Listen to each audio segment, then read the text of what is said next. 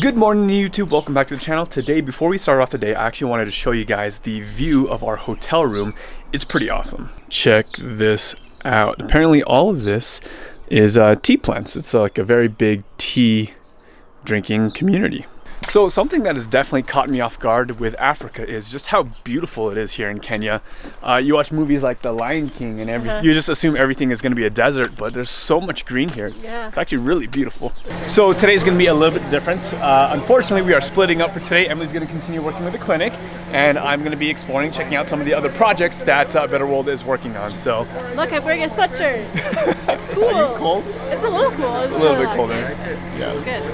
Well, have fun. Thank you. Bye. Yeah. When did you go there? Are you going to the night? No, I'm going with Eric. Oh, Eric, okay. Have fun.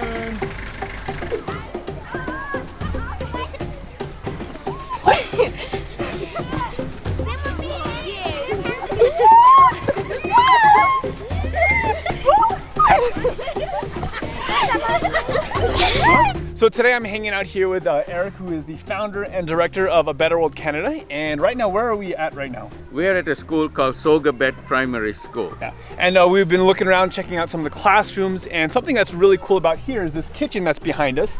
You were mentioning how one of the main features of the programs that we offer here are the food for the children, is that right? Very important to have a feeding program at a school. First, the children come because of food, they stay because of school, food, and they perform better when they're not learning on a hungry stomach. When they finish school, they have to take a test, they have to take an exam that allows them to go into college. So even just something as simple as food helps them with their future.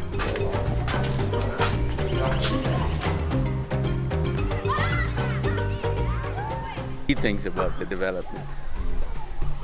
So right now I am inside one of the old classroom buildings. This is what the classroom used to look like before A Better World came in and helped partner with them and renovate some of the buildings. As you can see behind me, there are dirt floors everywhere. The roof isn't necessarily a permanent fixture.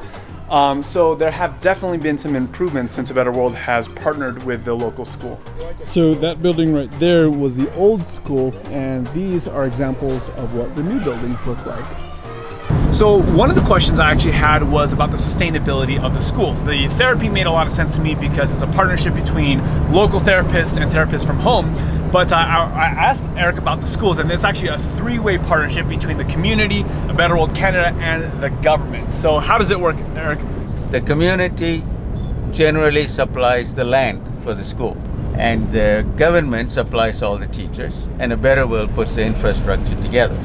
That's how we can sustain it. The parents also take ownership in the feeding program. In fact, we saw two parents, they're actually working and cooking the meals. They take turns volunteering. This is also very good for the students to see that their parents are involved in their education. So we are here at location number 2. We are at the Tulwap Primary School. The kids right now are grabbing some lunch. Again, one of the major bonuses of the schools here. But we are also visiting the well project. There has not been any running water in this community since like forever. And one of the major things that they're doing here today is putting in a drill into the well and getting running water for this community. So now everybody who lives in this area should have access to running clean water. So this here is George. You guys might remember him from the previous video where you made the walker. But one of the major reasons why you're here is actually because you had the dream for the well, right? It wasn't my idea to develop the drill, but it was my idea. I found it actually by luck on YouTube, and I thought, wow, that's a cool deal. And then since then I've kind of pressured where I could to get something done about it. So now you're here. Now we have it. We got it drilled. First one. Water's coming out. It is. And I think they planted a tree in your honor. I planted the tree. What do you mean they? You planted a tree in your honor.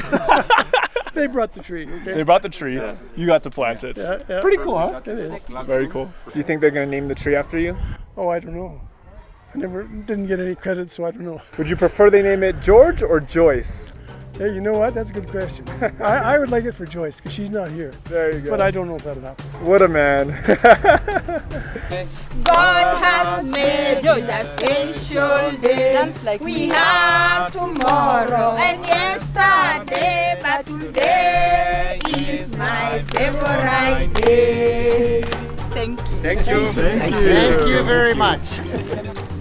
So we're here right now with another one of the water projects here at A Better World. Something that's pretty cool about this one is that it's actually solar powered. Up there on top there is a place for it to catch energy so that the pump can continue to go. And I think the water here is free for the community, right? And I guess the water is free, so pretty cool.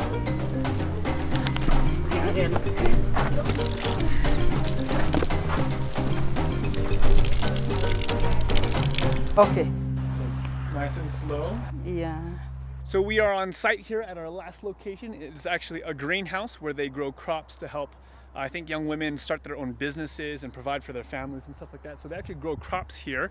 I'm supposed to be doing some interview with a lady that's kind of in charge of this entire project, but it's a pretty inspiring thing, just trying to help young women basically take control of their lives and their futures and basically help their kids get an education. Well, there you guys have it. I hope you guys enjoyed a little bit of the behind the scenes of what happens here on the ground with A Better World Canada, with the schools, with the water, with all the different programs that are running here. Something that I'm taking home from today's experience was just the amount of faith that people have in God for providing for their day-to-day necessities. A lot of these people don't know where their next meal might come from or where water is going to come from, and yet they don't seem stressed out. They seem very genuinely happy from moment to moment, and I think a large part of that is because they have such a strong trust and such a strong faith in God. And for me, that is definitely something I admire. That's definitely something that I kind of like look up to, and I hope to be able to take that home with me as well. But yeah, that's kind of our experience here in this area. Over the next couple of days, we're going to be actually taking off to another part here in Kenya, and we're going to be going over to the Masai Mara, which is like an indigenous group of people here in Africa, and we'll be able to kind of experience their culture and to share with them as well. And I think we're also going to be able to do a few safari rides as well, so I can't wait to share that with you guys, so definitely stay tuned. Hey everyone, Justin from the future here. I hope you guys have been enjoying the Africa vlogs so far. I'm actually back in Southern California. My little nephew is getting dedicated at church this weekend, so I just wanted to be here and support. But I wanted to take the time today to say thank you on behalf of Emily and myself to our patrons. This trip was made possible by those of you guys who are supporting us. In particular, two of you guys, you know who you are. I wasn't sure if you wanted to be named or not, but in general, this trip is made possible by our patrons. I wasn't paid to make any of these videos, and Emily had to take off a lot of work, and so literally this series, if you guys have been enjoying it, is something that is only made possible by our patrons. And so for that, I just want to say a huge thank you. This experience has been some of the most amazing experiences that Emily and I got to share together, and it really is one of those things that we're going to look back on with very fond memories. So from the bottom of our heart, thank you. Over the next couple of days, we will have several more videos coming, so definitely stay tuned. I can't wait to share it with all of you guys.